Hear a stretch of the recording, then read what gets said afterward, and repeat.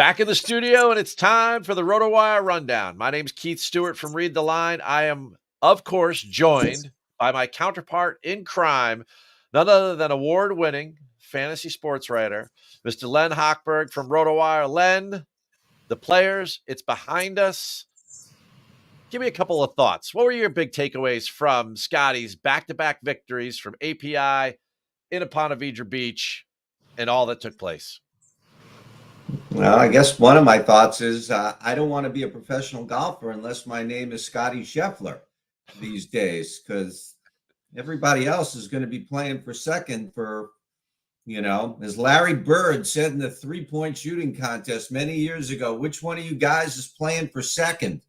That's what it feels like here. And with the Masters coming up, wow. But no, it was a fantastic tournament. It's what golf fans all we wanted for so long. Big names with a close finish in a big tournament. I mean, everything came together. It couldn't have been much better than that. Wyndham Clark might disagree, but it was just fantastic. And how was it from your perspective on the course?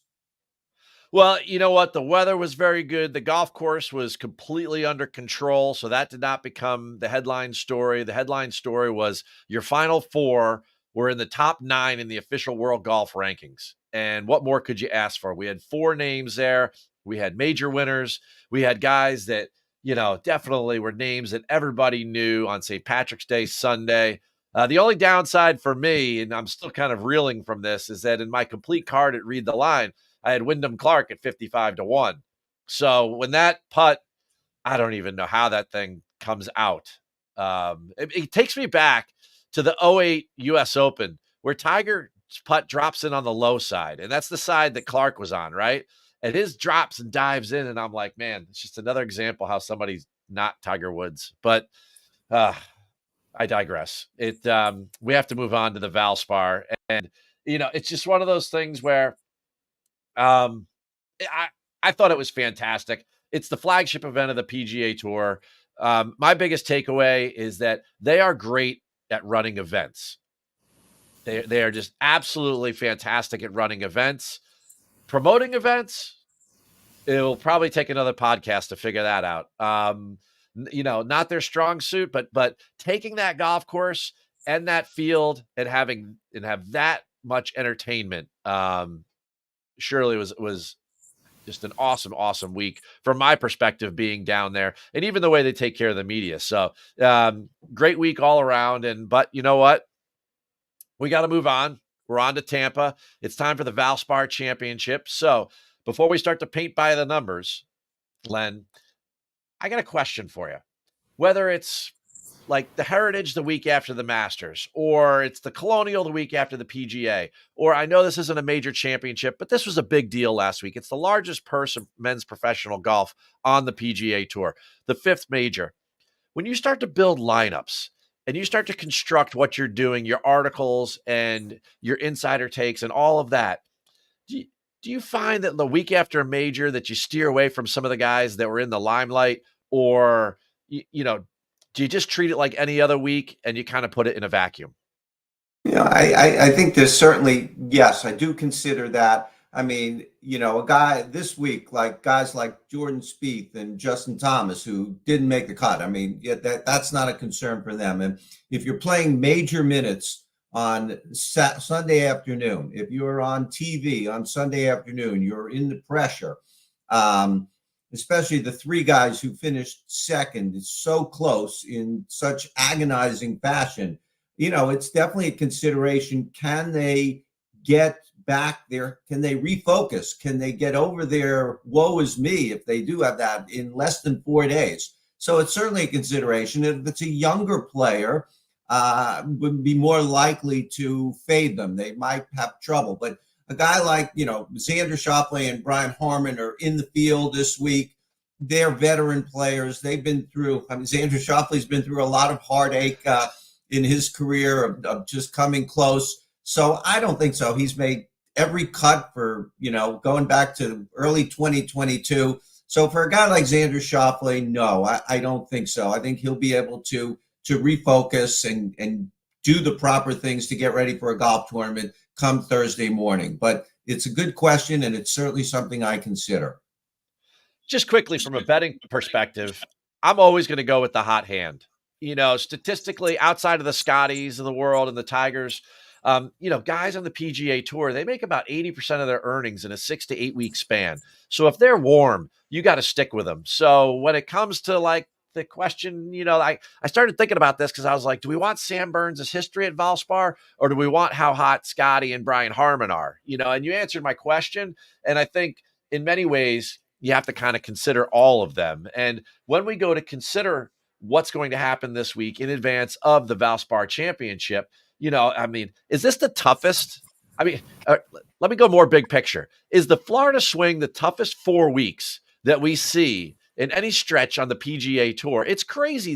These golf courses are really hard. Yeah, they are all hard. I mean, Sawgrass was a little bit easier. We've seen it, now 20 under. The conditions were perfect for scoring. I don't know, maybe, with more wind, it would have, negated some of the scoring. But yeah, Bay Hill is a beast. PGA National is a beast. And Copperhead may be the hardest of them all. Last year, 10 under the winning score, very often single digits the winning score. They only 4 holes played under par at Copperhead last year, and they were all the par 5s. Every par 3 and every par 4 played over par. Taylor Moore won at 10 under. He was 7 under on the par 5s, 3 under on the rest of the course. There is trouble lurking and difficulty lurking. So, yeah, I think you can make a case that this is the hardest course, maybe the hardest non-major course the golfers will see all year. Yeah, I concur on that. And when I opened last year, the GCSAA report, and the superintendent was talking about how they were going to raise the rough 3/4 of an inch from 3 inches to 3.75. I was like, these guys don't tear this place up to begin with. And then this year, they decreased the range of the intermediate cut around the greens from 72 inches to 21 inches. So now you're going to get into the rough real quick. And these greens are about the size of those at the stadium course. They're small. This isn't Bay Hill.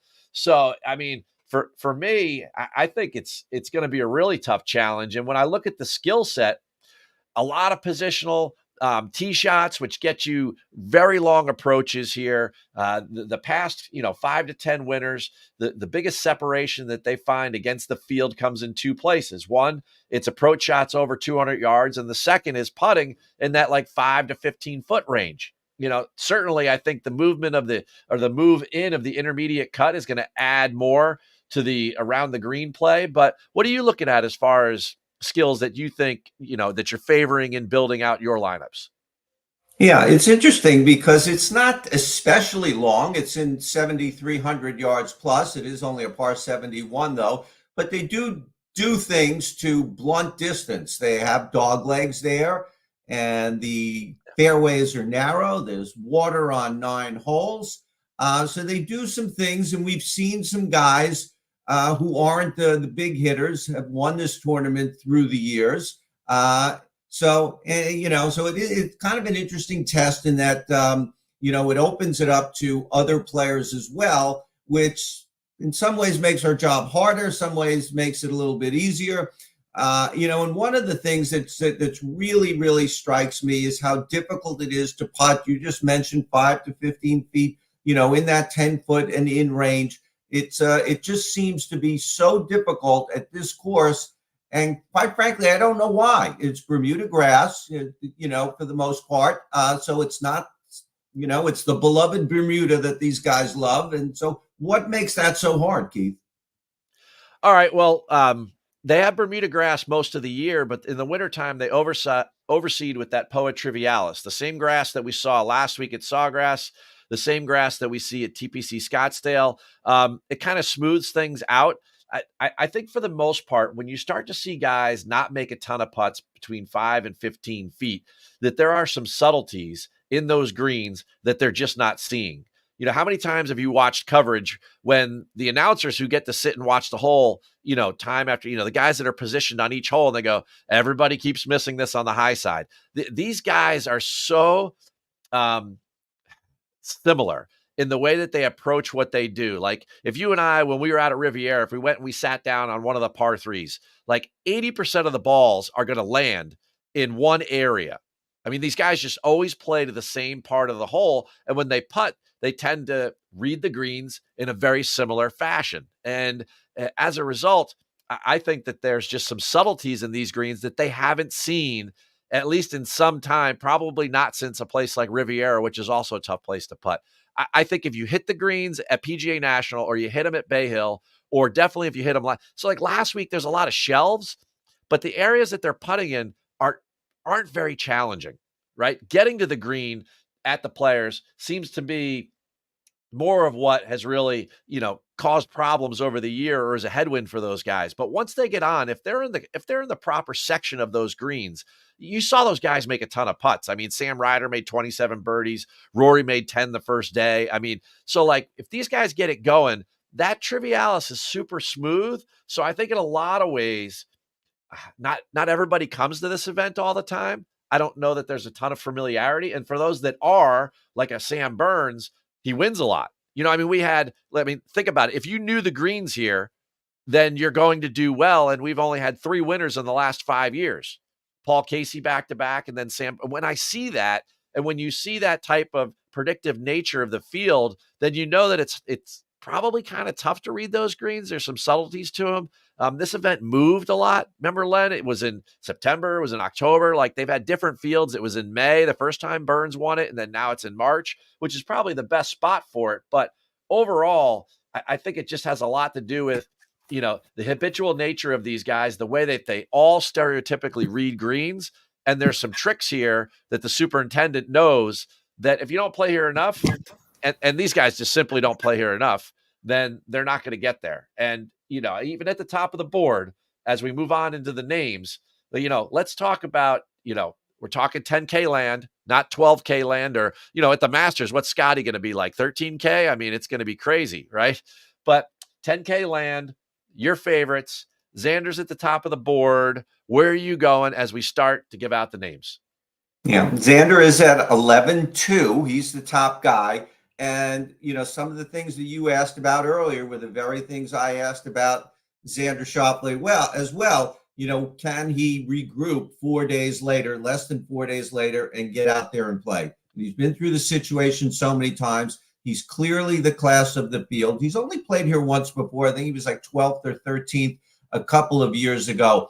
But he is so close to winning. And he's had a number of good weeks already so far early in 2024. So I do like Xander Schauffele this week. Sam Burns, I'm not going to overanalyze it. Wins 6th place last year. Do we have to get into stats and everything? There's obviously something here he likes. He plays well. But one thing I do like about Sam Burns, he seems to be more consistent this year. He had a lot of big weeks. He's won a lot of times, but he misses a lot of cuts for one of the top players.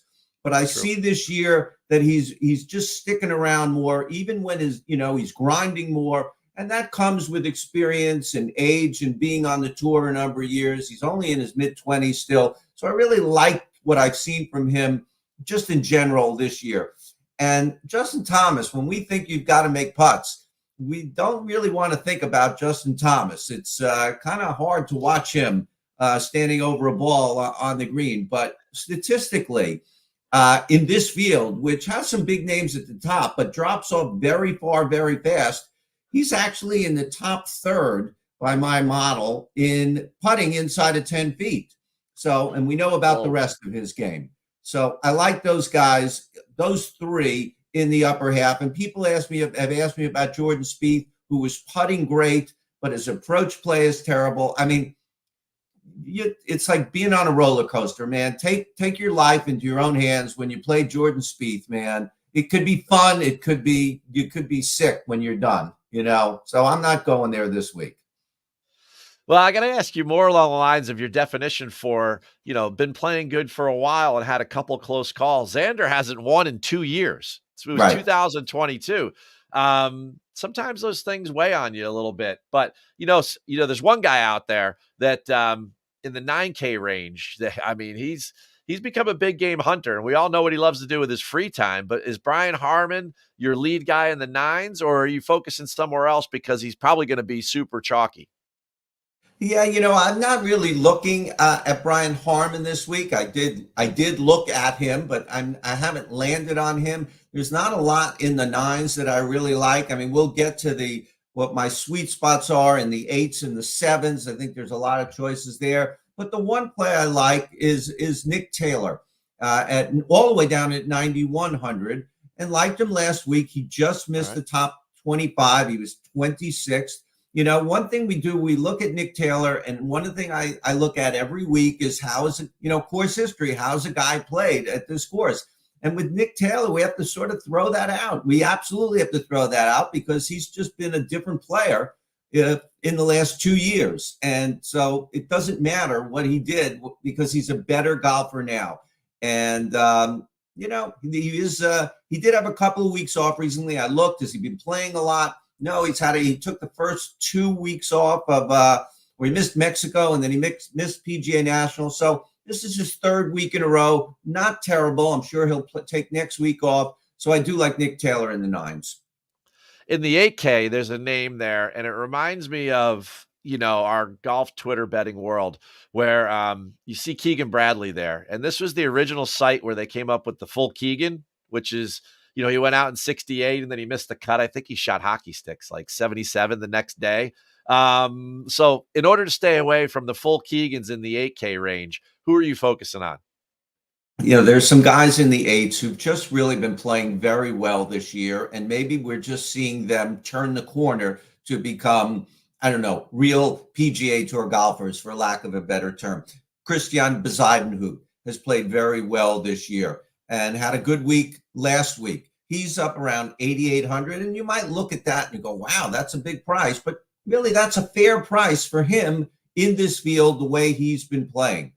Doug Gim, another top 16, 5 in a row, just a great ball striker. All he's had to do is putt less horribly to, do better. I mean, we all know, how hard that is, but he seems to be putting less horribly, and he's been sticking around on the weekend and even getting on TV. And Maverick McNeely, maybe the shoulder injury was a blessing. Yes, he missed a lot of time, and we don't wish injury on anybody, but he seems to come back now as a better golfer. He just got himself back in the top 100. He was on the fringe of the leaderboard last week at the Players. These guys are Doug Gim, Maverick McNeely. The concern is they're not going to play well every week. They're not Xander. They're not Scotty. They're going to have a clunker, but I like to play guys when they're playing well to not predict it's going to end. I'm going to predict it's going to continue. Down in the 7K land, we've got Taylor Moore, our defending champ. He's played better as of late. Made some cuts, top 30s, top 40s. Does he come back to a place that, obviously he has first career win last year. It was a big deal. Does he come back like Burns and does he blow up, or does he, kind of still continue with his average play? Down in 7K land, sounds like you got some more people to target from what you said earlier. Who do you like? I do have guys in the 7, and I do have a Taylor, but not Taylor Moore, Taylor Montgomery. Keep up with all your Taylors and your Tylers and even your Taylor Gooches who spell it differently. It's there's a lot going on there, but I do like Taylor Montgomery. He's one of the guys I like. Andrew Putnam, he's a short hitter, and you think on this course that's going to be hard, but we just see, you mentioned Paul Casey, not a long hitter. He won here a couple of times. Adam Hadwin, going back a lot of years, Luke Donald. Kind of maybe not a fair comparison. That was more than a decade ago. So much has changed equipment-wise and everything in that time. But there are, you don't have to be a super long hitter. But Andrew Putnam, he's kind of boring. He gets the ball in the fairway. He's a pretty good putter. I always like to say we don't want any cowboys this week. There's a lot of water. You can blow yourself up pretty fast. And Sam Ryder, I'm a little scared to pick Sam Ryder because I picked him twice recently when he was in the 5,000s. and he not only made the cut, he had two top 25s, even had a junky back nine. Killed himself on the back nine on Sunday at the Players, and he still finished 16th, tied for 16th. So he's up in the 7,000s now. And again, he's just a ball striker. So a good fit for this course. But like I said, with Gim and McNeely, the clock is going to strike 12 at some point for these guys. It wouldn't be surprising if it happened, but I'll still be on him this week. Does local boy Jimmy Stanger from Tampa make your list in the 6K land, or who? I mean, this is where the rubber meets the road. We get down to 6K, 5K, and you start dropping Sam Riders and some of the other ones. Last week it was Francisco Molinari in the what was he, 5,100, and he made the cut. Break down the sixes and the fives for us. Yeah, a lot of people have not been happy that Webb Simpson's been getting a lot of sponsor invites and getting into a lot of signature events and stuff like that. But I don't think anyone has any problem with Webb Simpson playing this week. He's a bit of a name, and maybe if he was on, can make it to the weekend and be on the leaderboard, he would draw some eyeballs. Not like a Jordan Spieth, but he's a name guy. But he's played pretty well here. Again, he's a conservative player. He likes to get the ball in the fairway and go from point A to point B as economically as possible. He's at 6,700. Bud Cauley, he's come back from injury. He was gone for years, and he was 21st last time out. I forget where he even was. Was it the Honda? The Cognizant. He finished 21st. So down here at 6,000, there's not a whole lot to like for me. So why not? Let's see if Bud Cauley can do it again. Grayson Sigg is very interesting. He is maybe the worst short putter in the field by my model. I mean, there are like 150 guys better than him, but he's also really, really one of the best long iron players. He grades very high in the long par threes. All the par threes are long. They're all at least 200. Well, one is only 195, and there are 5 of them. So that's a big thing to consider, and he's a good iron player. So can he get a high finish with his putter? Probably not, but at 6,300, maybe we can get him to the weekend. And the 2 guys in the 5,000s, I'm going to start trying to throw out 2 guys, really, really bargain basement guys who could possibly get there. Nico Echevarria, and he's a tour winner. That counts for something. And the guy I mentioned earlier, Luke Donald. Luke Donald has played this tournament well through the years. He won it back in 2012. He's had some other good finishes. I think he was 16th a couple of years ago, and he hasn't been good for a lot of years. So look for Nick Donald to make it to the weekend at 5,200, I think. Up on the betting board, I got a couple names for you, Len. The first one is going to be an easy one, and I'm going to try not to overthink this. Sam Burns, and I love the way you put it earlier, the way you framed it. He's been playing much more consistently. He had those 4 straight top 10s, and then he was on path to do it again at Bay Hill, and he had kind of an abnormal Sunday. I'm going to throw that out the window. He was also a little roller coastery at the Players, but the Players can be like that. And he still can make a ton of birdies. And you got to make a bunch of birdies here because there's going to be some bogeys. I mean, the guy's course history, 5 starts. He goes, 12th, 30th, first, 6. So, I mean, there's a lot to be said there, and there's a lot to like there. He obviously likes this surface to putt on. And if we know for a fact that other guys struggle here with the putter, I think it gives him an edge. And then the other guy is, he's not going to take any gimme putts, but Doug Gim, man. This guy, I mean, he's been on a roll, 5 straight top 20s. He started the week over 60-1. He's now down approaching 40-1. Wow. So that means I'm not the only one that's seeing this, but the ball striking suits this place to a T. And you don't always have to be the greatest putter here. You have, the best putter on tour. You just have to be a good putter here. And with the challenges the other guys face, I think it allows an average putter to putt better than some other people if they're having a good week. I mean, this guy in his last 5 starts, he's gaining like 7 strokes on the field and strokes gained total. I mean, it's unbelievable, this run that he's on. And then I looked to last week where, all his focus was on him in our world, in your DFS world and in my betting world. They're like, well, Doug Gim's a great placement guy here. He's had some great success at Sawgrass, and everybody knew it coming in, and then he still performed.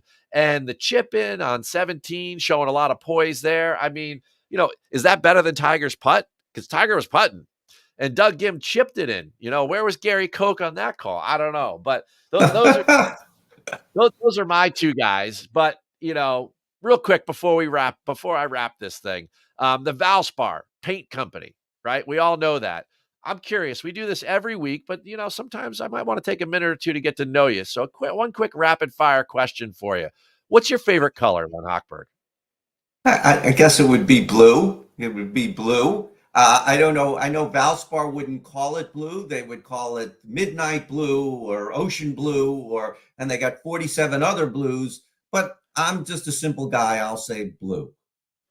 Well, I tell you, I was feeling the blues on Sunday when Wyndham's putt lipped out. But hey, such is life in our world. The calendar, you turn the page. We're on to the Valspar. It's a pleasure being with you this morning. Everybody, thanks for checking out the rundown with Len and myself. We'll see you next week out in Houston. We're going to do the Texas Children's Houston Open, not a new event, an event from the fall, but a new place on the schedule. We'll have some fun with that. Len, all the best to you. I'll see you in a week. Nice blue windbreaker there, Keith. See you next week.